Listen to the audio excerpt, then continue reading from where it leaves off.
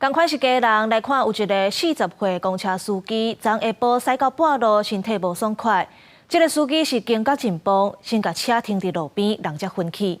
车顶的民众发现警察救护车，甲人送病院抢救。下晡5点外，基隆市8路路线公车为7度驶向幸福花城，再到大花桥头附近的时阵，40岁姓陈的驾驶发现身体好亲像无事时，并尽快来将车停在大花桥了后，就昏倒伫驾驶座。车豆豆出了后停落来，车顶的乘客发现头前的司机好亲像故乡，马上报警。